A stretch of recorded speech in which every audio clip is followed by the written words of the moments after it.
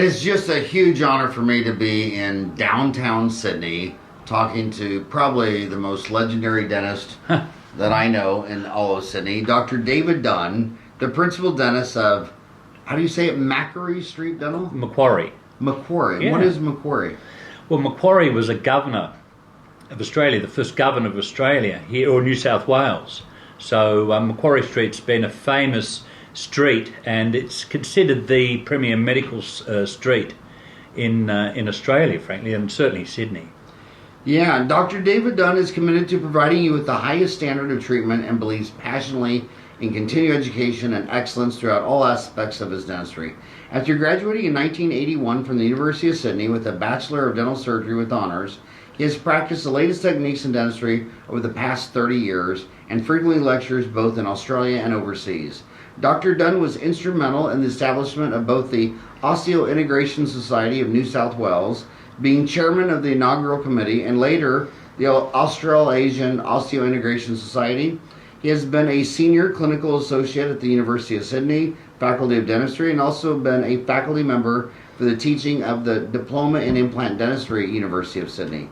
Dr. Dunn has lectured both nationally and internationally, including at the Royal Australasian College of Dental Surgeons in 2000 Congress, the Australian Dental Association Congress, Asian Pacific Dental Congress, New Zealand Dental Association Congress, Noble Biocare World Conferences, and numerous local programs. He also conducts mentor training programs to educate and improve the skills of dentists who are involved in dental implant surgery. Dr. Dunn is also a member of the international teaching faculty for the Guide UCLA Master Program in Implant Dentistry. Dr. Dunn is published in both Australian and international journals on implant and aesthetic dentistry. He is also dental editor at Cosmetic Surgery magazine and has contributed to several books on cosmetic and surgical dental procedures, transforming your smile. Dr. Dunn's artistic eye and attention to detail ensures that all his digital smile design, dental implants, all-in-4 procedures, and cosmetic dentistry procedures have outstanding results. You'll find many of examples of this life-changing results in his treatment gallery at macquariestreetdental.com.au. It is just an honor to be with you today. Thank you, Howard. Most of all my dental friends in Australia say you're just the Australian dental implant guru legend. Well, that's very kind of them. Yeah. Well, would you say that the majority of your practice is dental implants, or? I would suggest now 70% plus is implants. Yeah. And what's the other 30%? Be all cosmetic and full mouth reconstruction, conventional crown and bridge, veneers, cosmetic procedures.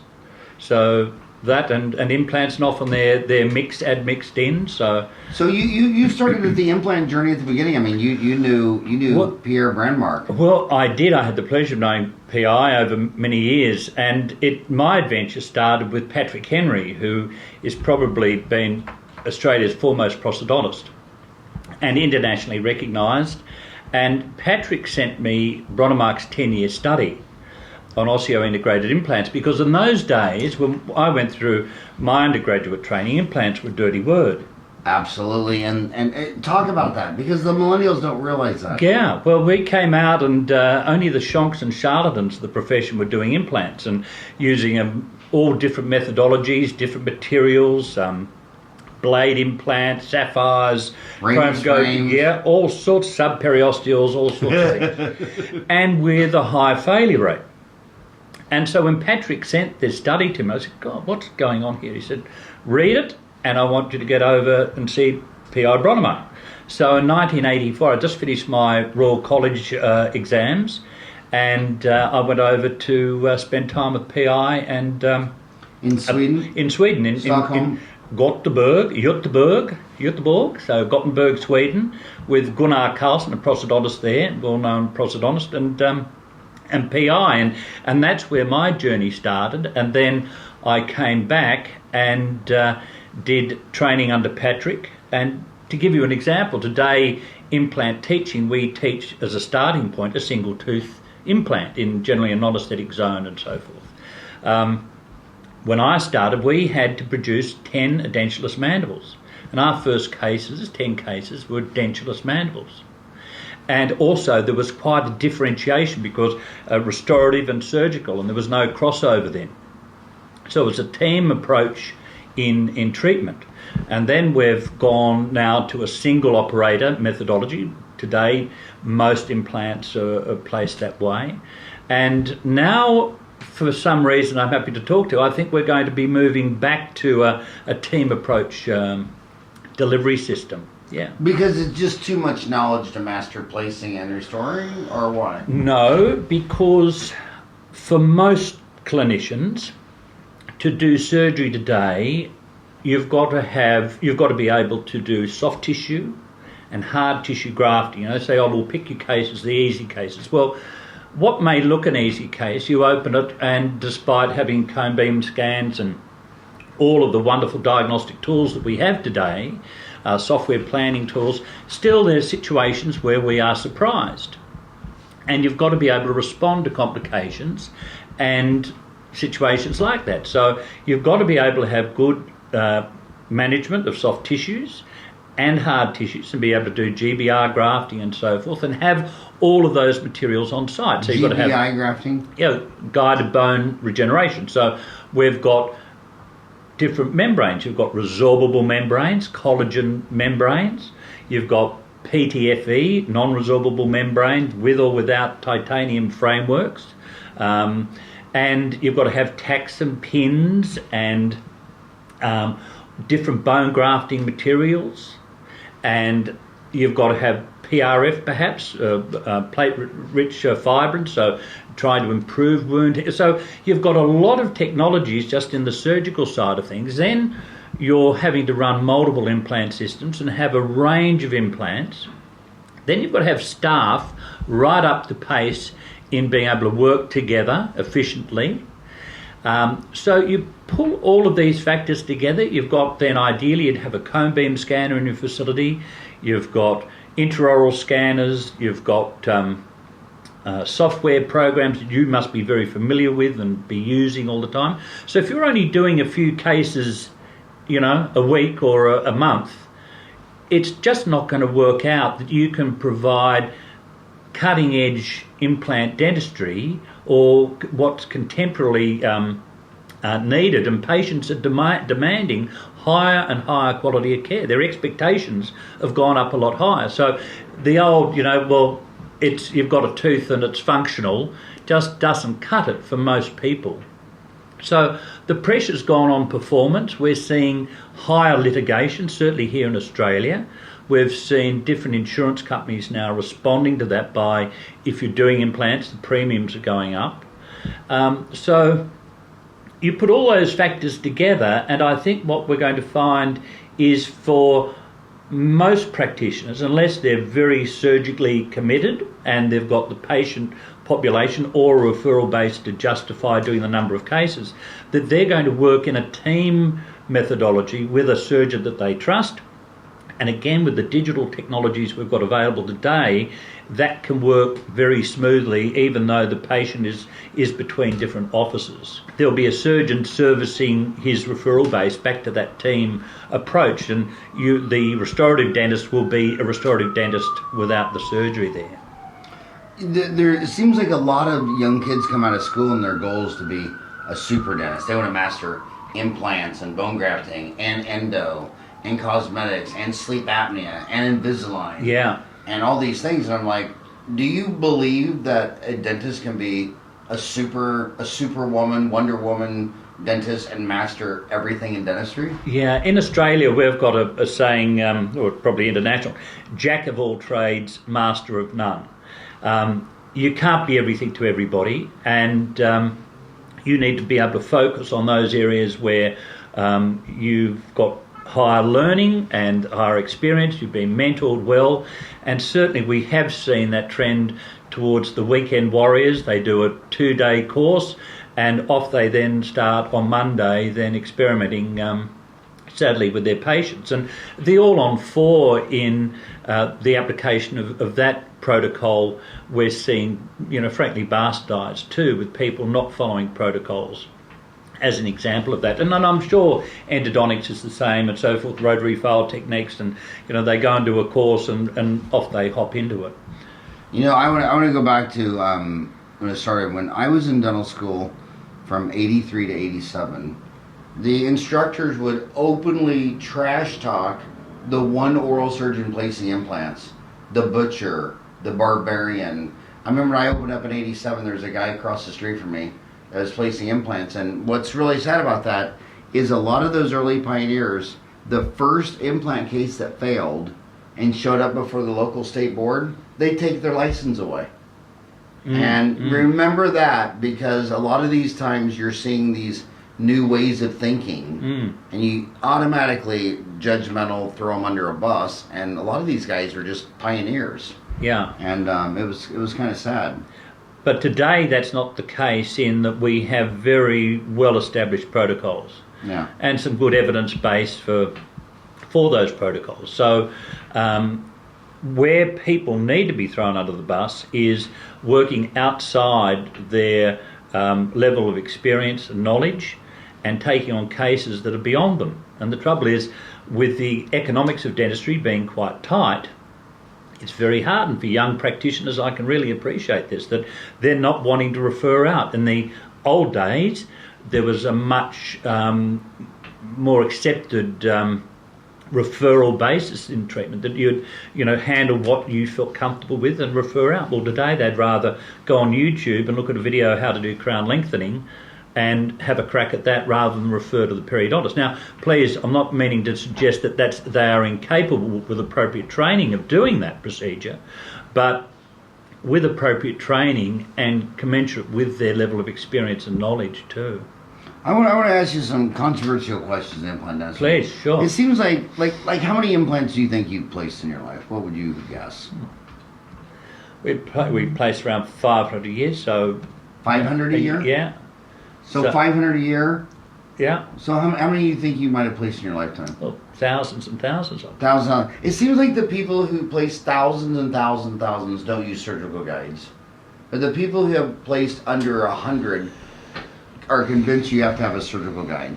And some of the older people who have placed thousands say, come on, you got to be a surgeon. You need to learn how to put a scalpel to bone, and punching a hole through tissue and placing the implant, that'd go great, but you need to be a surgeon in case something goes wrong. You need to learn how to lay a flat, manage the tissue. So some of the people that are our age, baby boomers, say you need to be a surgeon. And a lot of the younger kids say, no, you don't have to be a surgeon. You can do all this with a surgical guide. Yeah. So what percent of your 500 implants this year were placed with a surgical guide? Okay.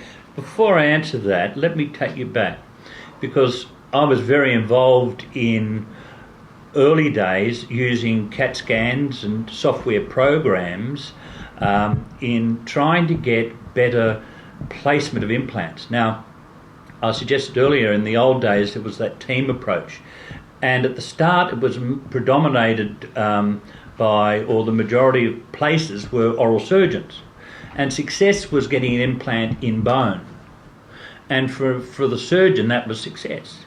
For the restorative clinician it had to be an aesthetic success, and they would often say to the surgeon, yes, it's in bone, but I can't restore it, or it looks ugly. And the comeback would be, well, that's where the bone was. And the restorative guy didn't really have much room to work with. And then we came to the concept and realisation that implant placement must be restoratively driven. So the end point drives the implant placement. And to do this, we needed more information, and the restorative dentist needed to have that information. So we used scans instead of bone sounding and single periapicals and OPGs, which was used. We then had CAT scans, and some people regarded that as overkill. But with software planning systems, and I'm thinking about Dentiscan we had with CT scans, we were able to, with appropriate diagnostic templates, and see, well, that's our restorative plan. How does that relate to the bone, and where can we then place an implant ideally? And then the extrapolation of that was, well, how do we control then the placement? We do that with a surgical template. And then I was involved with Noble Clinician, Noble Guide, and the surgical templates, and that is Noble mentioned a very sophisticated software program and templates. But the problem is that it's the cost of the templates and the time. And so a lot of people thought, gee, I'd like to do guided, but that's too expensive, or that's an added cost, and everybody's trying to drive down the cost and compete and so forth. And today we've got now the ability within house, like we've got a cone beam scanner here, we've got an intraoral scanner, we can merge those two databases, plus then using sophisticated implant planning software, we can then do our planning and we can print a guide very, very quickly and very, very cheaply. So now there's been a resurgence in guided surgery. Now the little aside to that was your comment about, surgeons. Yes, you need to be a surgeon because we don't like flapless, because we want tissue. We don't want to be blind, and also there are errors in guided surgery systems, despite the best of them. So you need to be able to know your anatomy, and you need to be able to work with tissue. And often we are augmenting, we're grafting hard, soft tissue at the same time. So yes, there's more guided surgery, but you need to be a surgeon too. You need to have all those skills. So it's not just guided surgery is now going to eliminate having those surgical skills. Absolutely not. The other part to guided surgery is using some of the ceramic systems, all ceramic reconstructive options that we've got. We need to be able to control emergence profile. Otherwise, for high-end aesthetics, it's going to violate that. So we need to control very accurately the emergence position of that implant with screw retained restorations. That's why in the States you have a lot of cement retained restorations, because they're having to correct for fixture angulation. So if you're going for a screw retained restoration in multiple units, you need to be very accurate with three-dimensionally with your implant placement. Now, I think I've got pretty good hands and I can place implants pretty well, but I can't do it as well as I can with guided, even if that's using just a pilot drill as a starting point. And I was with Francesco Mintroni, an Italian dentist, yesterday on digital dentistry, and we were talking about guidance, and he does the same. Highly skilled dentist, but using surgical guides at least in the planning, all the planning's done, and the guide even just to get that starting point of a pilot drill. I know that's a long answer, but I hope that helps. Great answer. Now, would it be different for like a single tooth replacement, your percentage of surgical guides, versus an edentulous patient? Yeah, it depends. There are some straightforward singles, because you've got so much more information around you from the approximating teeth and occlusion, opposing occlusion and so forth. But it may be a very tight placement, or where guided may need to come in there. Or for the experienced surgeon, they may not need a guide in that particular situation. But as the complexity of the case increases, the number of implants increases, so does the need for guidance. You mentioned screw retained versus cement. Yeah. Do you try to go screw retained over cemented? Absolutely. And why? Is it because why? Well, in the old days, say a single tooth implant situation, we did not have the componentry to correct angulation. So in the aesthetic push too, we went to all ceramic systems. So we'd have zirconia abutments and combined with Emax or zirconia crowns or whatever.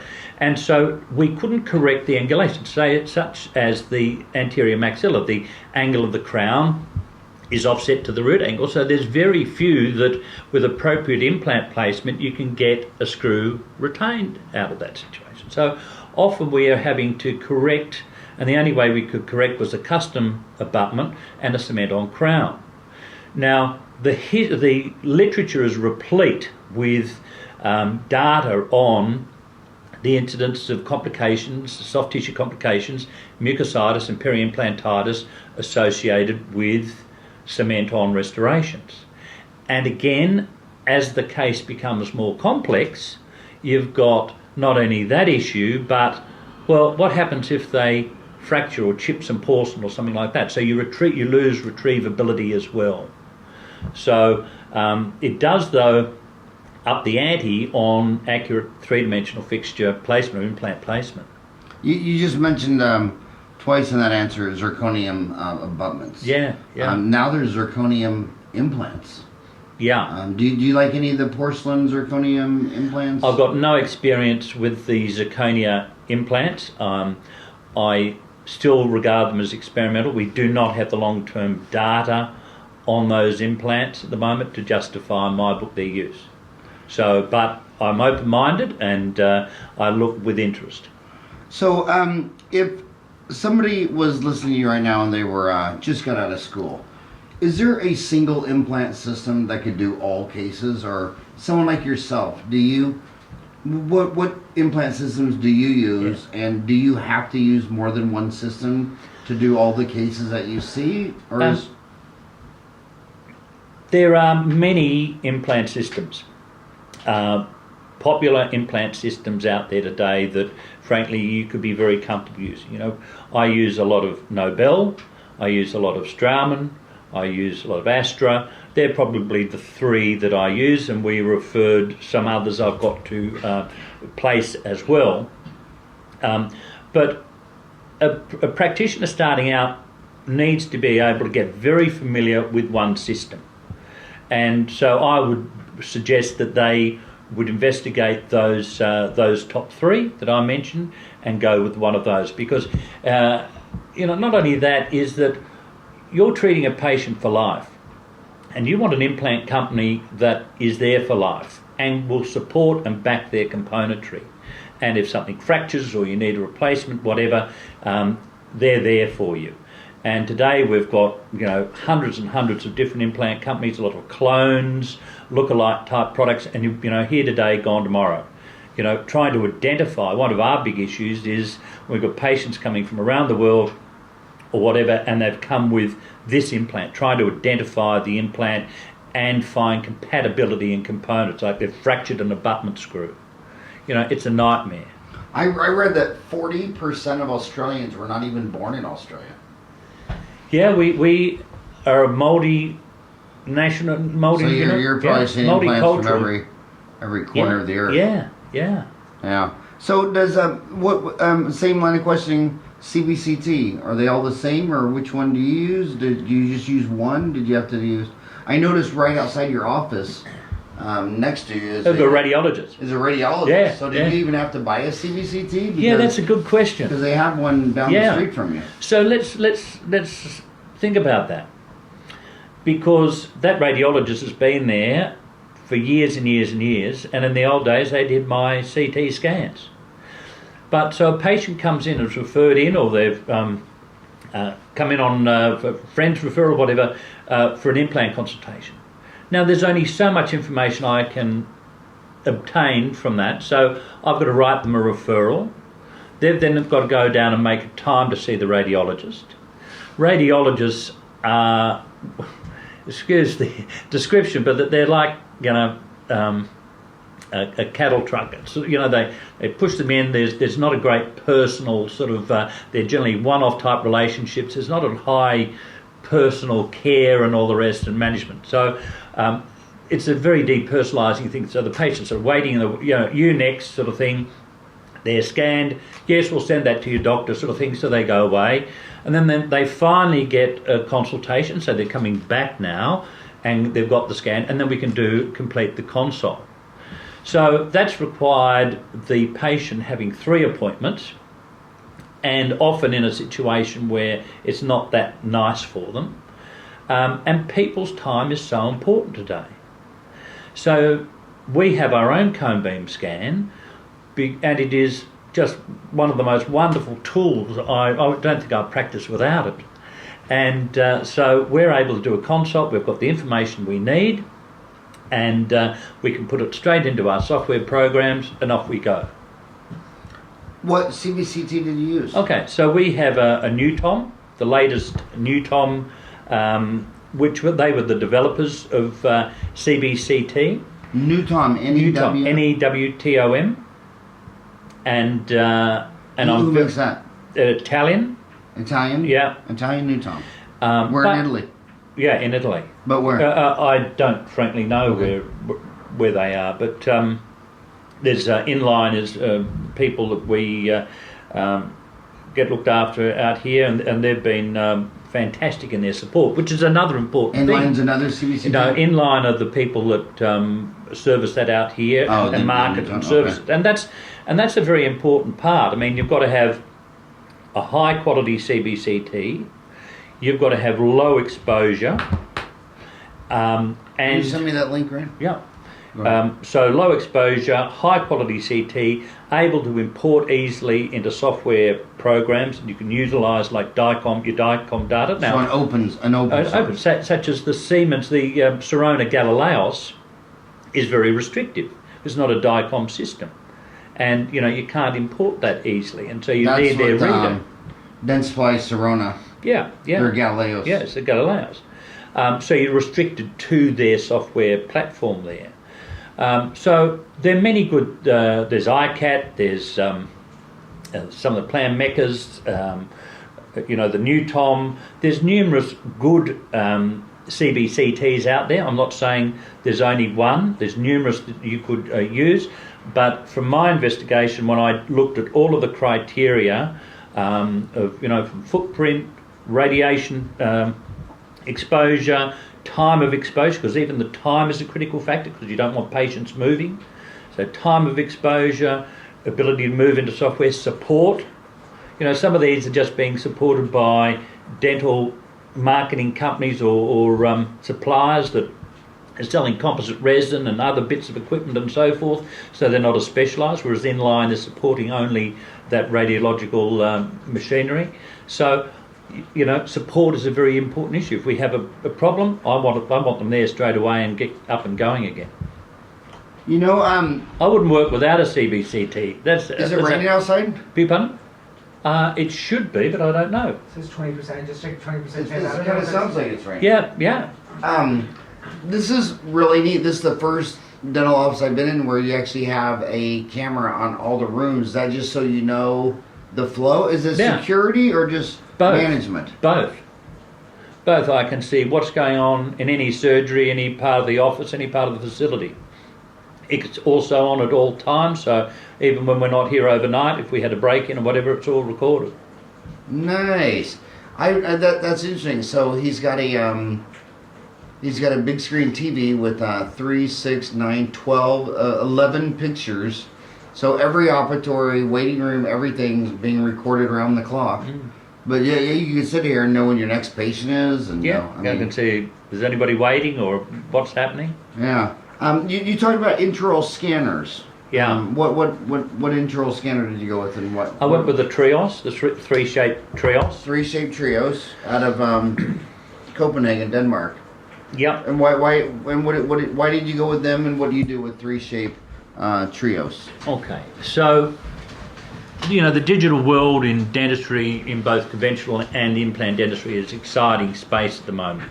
It's probably, as an overview, over-promising and under-delivering at the moment, but it's only a matter of time before it really does deliver. I went with Trios because, again, an evaluation of all of the systems out in the market, whether that be a Carestream, whether it be the 3M True Def. I went through all of these systems and determined that the 3-shape was the right system for us, and I'm very happy with that choice. Yeah. And what do you do with that? Okay, so we will utilise that scanner for scanning every new patient. So we've got a record of when their first attendance was, and we can see changes in their occlusion, wear, all sorts of things, orthodontically and so forth. We can have a sort of a reference all the way through. We do a lot of occlusal splints here, a lot of parafunction, so we do a lot of splints. So we scan for splints. We do a lot of pre-prosthetic orthodontics. In other words, say we're doing a veneer case and teeth are out of alignment and we don't want to be as aggressive, So we'd have to aggressively prepare teeth. So we'd do Invisalign pre-prosthetically. So you're doing Invisalign too? Yeah, and so we'll move teeth into a better arrangement. And so we scan and we do Invisalign via trios scanning. Then we go to implants. So we scan for our in our implant cases, and we're able to merge that with our CBCT data, and we can then do our planning and produce a surgical guide from that. Or even if we're not doing a surgical guide, we've got all that information, bringing both parts of the information. At the moment, our next step is looking at facial scanning and how we incorporate facial scanning, tying then the whole sort of package together. What are your thoughts on all-on-4? So some people joke that all-on-4 is none on 3. What are your thoughts on all-on-4? Oh, look, you get all on 4, all on the floor, all sorts of things. So we have good data out there, good research out there to indicate that properly done, following protocols, it is a valid treatment option for certain patient types. The issues I find are that people don't follow protocol, or alternatively, that they're getting the patient to fit their methodology. In other words, it's not a personalised prescription to fit what that patient's needs are. It's sort of saying, well, we do all on 4 now, no matter what, does take all your teeth out and you'll fit to all on 4. So it's overprescribed.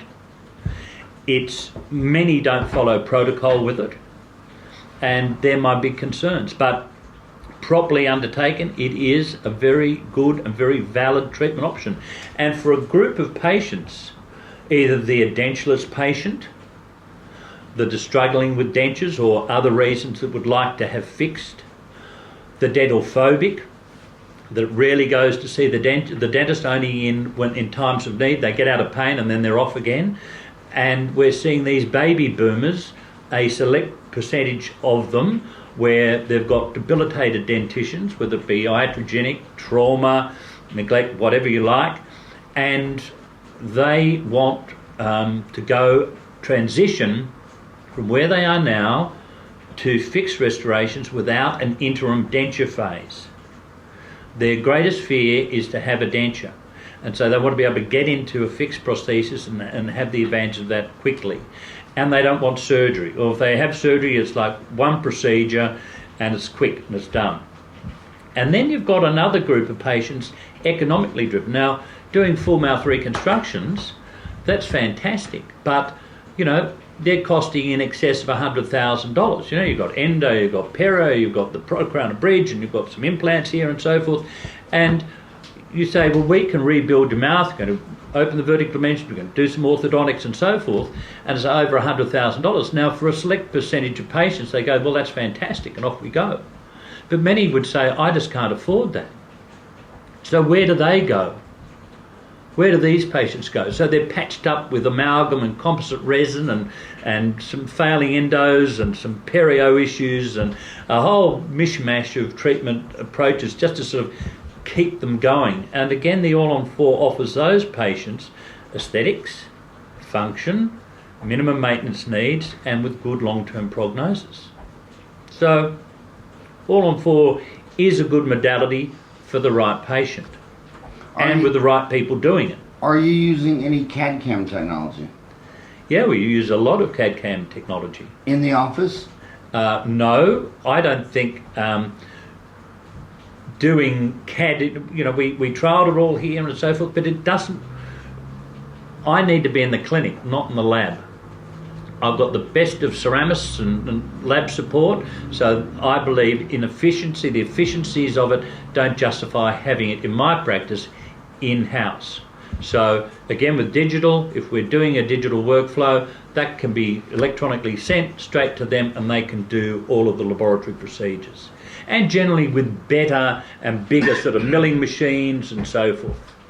Yeah, the chairside milling CAD-CAMs aren't as advanced as the laboratory CAD-CAM milling. Yeah. Would you agree with that? Absolutely. Absolutely. You just see, it's like the CEREC style even, to see the quality of restorations there comparative to, say, laboratory milled. and finished. You, And you, so, you think that's significantly different? oh, it is. And again, the pressure goes on the dentist that what sort of materials are they going to use? Because, say EMAX, they've got to centre it and stain it and so forth, and they go, gee, that's a lot more time. And then if I've got multiple adjoining restorations, I've got contact issues. So you put all of these things together, and I don't think it's viable for most clinicians to be doing that unless they're not busy. Yeah, and the adoption rate shows that. There's according to the Australian Dental Association website, it says there's 10,984 dentists in Australia. Do you agree with that number? No, I thought we had more than. I thought we were up around 12, maybe 14,000 dentists. Okay. Yeah. Well, let's say 15,000. Yeah. Or 12 to 14,000. Yeah. Somewhere between 12 and 14,000. What percent of them do you think have adopted chairside milling CAD/CAM technology here in Australia? I would suggest maybe 10 to 15%. And what percent have digital X-rays? I would say a lot higher. I would probably say 50% plus. So that's So we've adopted digital radiography a lot more readily, and I think for many they go, well, I need a scanner, and I've heard, and many of them may be perhaps uncomfortable with CEREC and what they've heard about it, although I think CEREC has had a huge development over time, and for some I think that's better than frankly doing some of the crummy composite resins that we see. But comparative to good laboratory constructed restorations, they don't compete. So having an in-surgery or in-house mill, unless you've got an in-house technician, I don't think is viable. So what about 3D printing? Yeah, 3D printing. That's one of the big issues in digital dentistry at the moment, is that you can go modeless, but then you're sort of forced to monolithic restorations. You want to do some layering, you need a model to work with, and the models just aren't frankly accurate enough. But again, we've seen huge developments in models and printing and so forth. Are you doing any 3D printing in your office? No 3D printing in the office. So I have, again, that's printed externally for me. How far away do you think, right now, we extract a 3-rooted tooth, but then we have to drill a hole to fit our implant system. Yeah. How close do you think we are to scanning that extraction site and doing a 3D custom printed implant to replace? Well, maybe we are overly, complicating things in doing that anyway. But I still think we're a way off in doing that, even if that was the right way to go. And I don't think that's necessarily the right way to go anyway. So you don't think that's around the corner? No, just because a tooth is lost doesn't mean we have to replace the anatomy of the anchorage system of the tooth. Okay. A lot of Americans are saying that 20% of the implants placed in America within 60 months, 5 years, have peri-implantitis. What do you think of that number, and what are your thoughts on? Do you think it's that high, 20% of implants in 5 years? I would think. I'm surprised at 5 years, but certainly I think that percentage would be around the mark. Then you've got to ask yourself, well, why is that?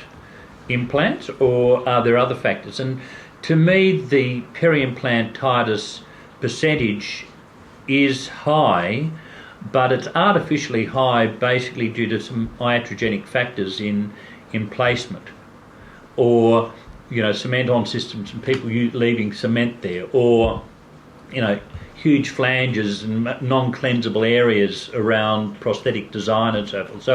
So there's what I always say, there's true peri-implantitis and there's iatrogenic peri-implantitis. And I think you could cut that. I wouldn't do implants if I had 20% fail in 5 years. I couldn't sustain a practice like that. So I would suggest our peri-implantitis rate would be in the order of 3% to 4%. So how do you go from 20 to 3%? By being meticulous in diagnosis, planning, placement, not having them half out of bone, having good bone around them. If we don't have the bone, we build the bone, good soft tissue thickness, attached gingiva, screw retained, emergence profile, appropriate cleansability, hygienist motivating beforehand and maintenancing the cases and so forth. So it's not one thing, it's a whole list of things that contribute to reducing that down. For full mouth, Yeah. would you rather have full mouth fixed or full mouth removable for cleansability and to reduce peri-implantitis? Sorry, full mouth fixed implant bridge. No, well, if your parameter is only cleansability, a removable can be easier, but patients have other concerns. The functional capacity is much better with fixed. The psychological sort of feeling of self and confidence and so forth is much better fixed. So aesthetically, you're better. So does the market in Sydney want full mouth Fixed. fixed? Yeah. And what percent of your cases would be full mouth removable on fixed? 1%. 1%. So It the would be market only doesn't- those that we believe for anatomical reasons or that they cannot maintain hygiene that we put them into a removable. More questions on that. Not to be crass or rude or whatever, but when you talk about peri-implantitis, a lot of the people that need implants, I mean, there's reasons they lost all their teeth to begin with. A lot of them weren't necessarily They weren't gold medalists, were they? Hygiene gold medalists. They didn't lose their teeth from brushing and flossing them too much. So does behavior really change? I mean, if you didn't take care of your teeth and you lost them all, now you're going to all of a sudden be a brusher, flosser, and water pick cleaner, and that's a really good question, and it's one that's often brought up. And I can show you. In fact, my last patient tonight was a full over full reconstruction implant, bridge reconstruction fixed, and her hygiene and situation was terrible. In fact, the periodontist sent her to me saying, we're at the end of the game here. So what do you do with a patient like that? Because she would be immediate full over full dentures, removable dentures, and will be miserable, because the worst denture patient is the patient later in life where they have limited adaptive capacity to accept a prosthesis like that. So I think there's several things. Firstly, if we can produce some prostheses that are easily cleansable. So you've, say, an all-on-4 on those situations. We've got 4 implants, 4 mucosa penetrating parts they've got to clean around. And if you can do a good alveolectomy, so you're down more in basal bone more than alveolar bone, and you've got good attached gingiva around these implants, plus you're giving these patients an opportunity of a third dentition, another chance they thought they would never have. And if you can help them at the start, motivate them, I'm not going to say that they're all going to turn around, but their new feeling of self-esteem and so forth, that they've never looked like that and been able to eat like that for so many years, they don't want to go back to where they were. I'm not going to say they're perfect, but we keep hard on them as part of that recall program. And so I say to those patients that your risk is higher, your risk of peri-implantitis is higher, and you will accept that risk if you're going to go ahead with treatment. That's part of our informed consent. But we don't just abdicate it to a piece of paper. We try and say these are the factors where you can improve your risks. And many of them are what we do, but a lot of them are what you've got to do, and got to do that ongoing. So, and thankfully we've been doing this for a long while, and we've had some really good results in those cases. You would think otherwise, they were doomed here and they're going to be doomed there. Same line of questioning. A lot of the people that need implants are smokers, yet they just walked out of dental school, and one of the first contraindications for implants is smoking. And then you go into the real world and it's like, well, the non-smoking yoga instructors who are eating tofu usually aren't your implant patients. Yeah. So what do you do when you walk out of the dental school? Well, smoking is an absolute contraindication for implant treatment.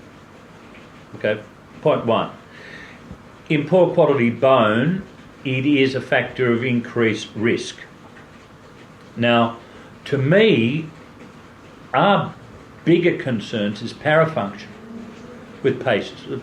So many patients today with parafunction, they're the ones that can really do the damage. So with smokers, again, we try and get them to reduce, or we like to get them off, but again, we're not going to have a 100% strike rate doing that. Hopefully there's a motivation that, making this investment, that it's appropriate that they try and protect their investment and so forth, but many of them still keep smoking.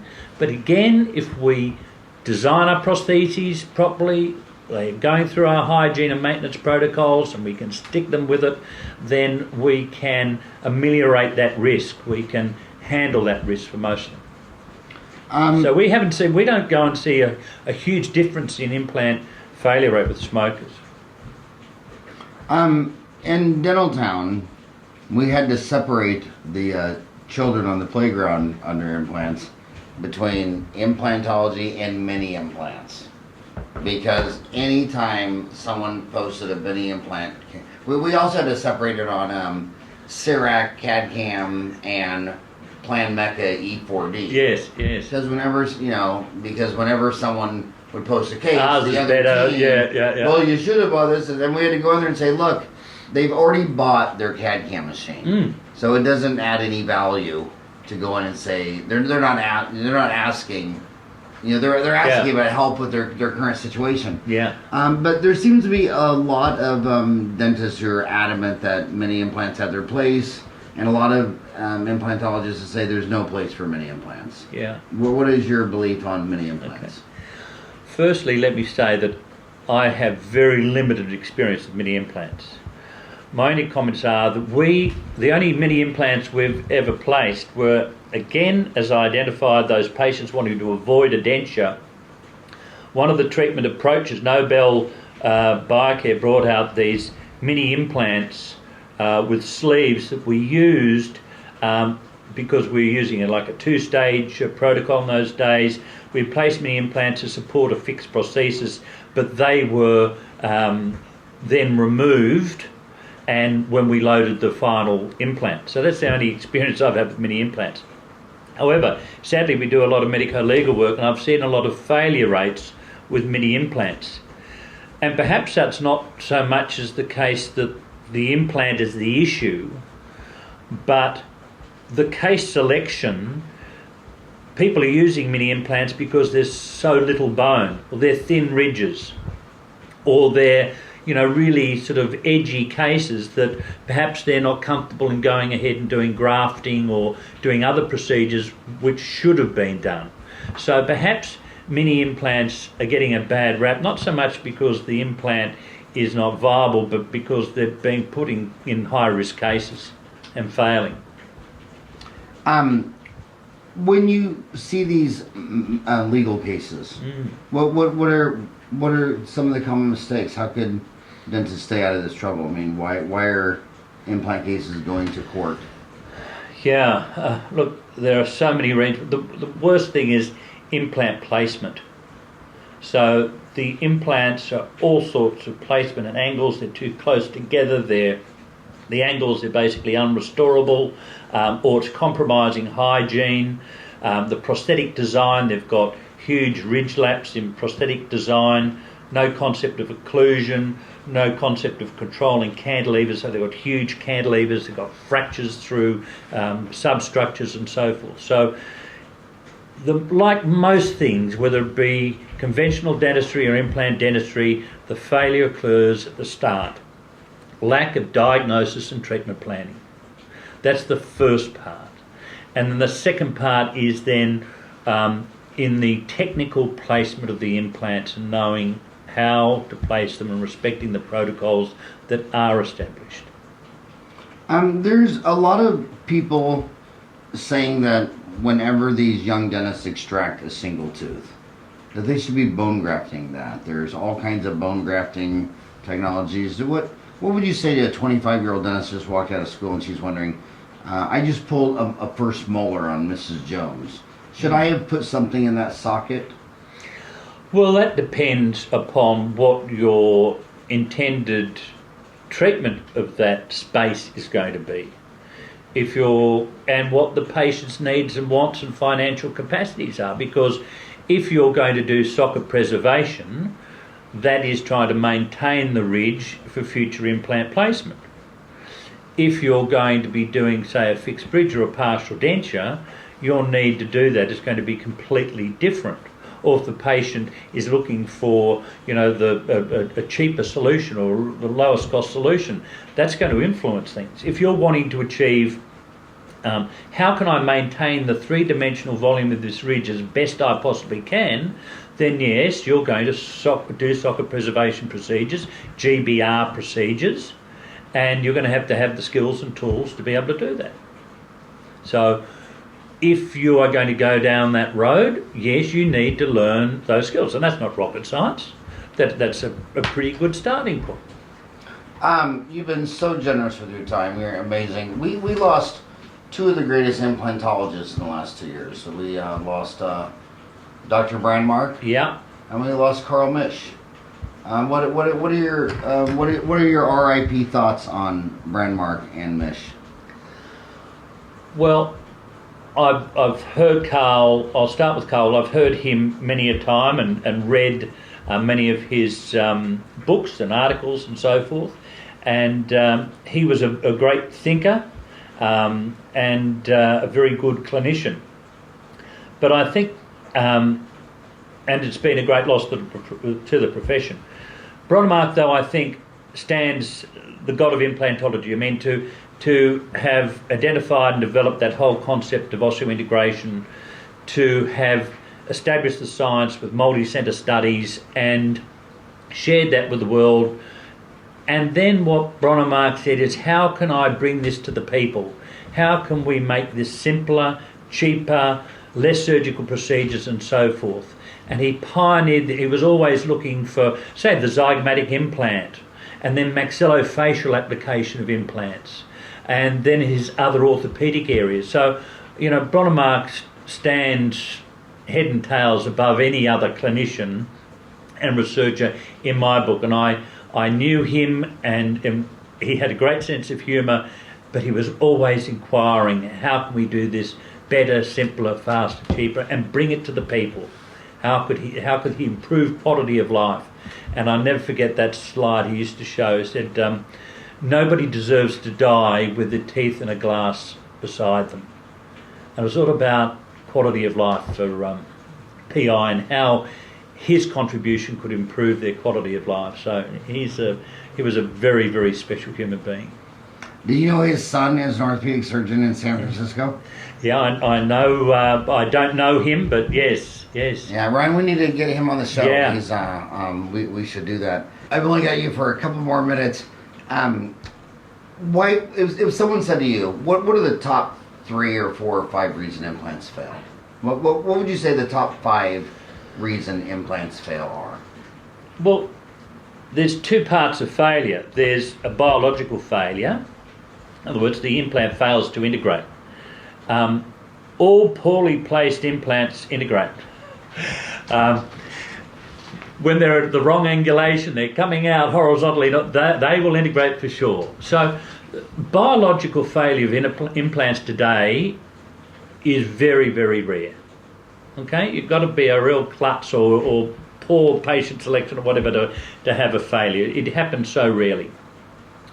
But failure of implants is more than a biological failure. You can have a beautifully integrated implant that is a failure because prosthetically it can't be used appropriately, or in doing so there is a huge cosmetic or complexity or laboratory complexity in order to do that. So again, why do implants fail?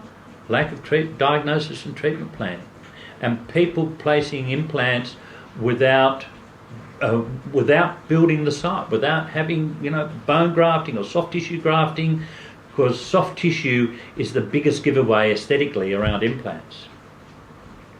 And how do you said that bruxing parafunction was concerned you far more than smoking. Yeah. How do you change your treatment plan when someone's a severe grinder and all their teeth are worn flat? versus someone who still has all their anatomy? Yeah, good question. Now, okay. So, firstly, we've got to inform our patient that they are a high-risk patient, that they're going to risk failure of implants or fracture of prosthesis ongoing. How can we improve or mitigate that risk? Well, firstly, we've got to design an occlusion. So we would be restoring their vertical dimension and their envelope of disclusion as with anterior guidance as flat as possible. So we don't want deep overbites and so forth. So the design of their occlusion to minimise unfavourable loading is one. We would be placing more implants. We would be using monolithic materials like monolithic zirconia with no veneering, or the veneering's firstly protected. They would be on splints, and we would use Dysport or Botox as a muscle relaxation as well. So again, it's not just one factor. We identify and we inform our patients. We are then designing occlusion, the planning, like minimising cantilevers, appropriate number and distribution of implants, design of the prosthesis, material selection, splints, Botox, and maintenance. Last question. I only got you 3 more minutes. Yeah. And you've been so nice. At the end of a very long day, you were still doing surgeries when I walked in here, and it was already way past dark. There's a lot of different sinus lift procedures. Yeah. Do you have a favorite? Do you have to use them all? Yeah, you've got to use. Well, there are a whole lot of different sinus lifts from the sort of through the osteotomy site, and if you're looking to get just 4 millimeters more of bone, that's probably the limit going through your osteotomy site. And there's CAS systems, hydraulic lifts, or there's the Summers osteotome technique and so forth. There's lots of those sort of techniques. So the sinus lift, if you're only after 4 millimeters and you've got some good residual bone, obviously, for anchorage of your implant, that's a good, appropriate way to do it. But if you've got, say, no bone or 3 or 4 millimeters of bone, you need to do a lateral window technique. So again, you've got to be comfortable opening into the sinus, knowing your anatomy of the sinus, being able to have good scans and so forth. So if you see if there's what compartmentalisation of the sinus is and so forth. And we use piezo a lot there, so we're minimising the risk of tearing the membrane. And we're using mixtures of BioOs and autogenous bone and PRF methodologies in doing that. We get very good high success rates. So what percent of your patients are you drawing blood and spitting blood? Nearly, I would say 80% of cases. 80%? Yeah. And why those 80%, and what are the 20% when you're not? For many, it's just trying to get the blood. Often the veins are really fine, and just trying to, because we need to get that blood very quickly and quite a volume. We'll take 6-8 vials plus in some of these cases. So in the majority of cases we use it, and it improves our wound healing. And also in handling, BioOs is a difficult material. When we're mixing it with some of these blood products, it becomes a much more manageable and stable material to use too. But mainly for wound healing, we've seen a significant improvement in our wound healing and success in that regard. All right, final question. Yeah.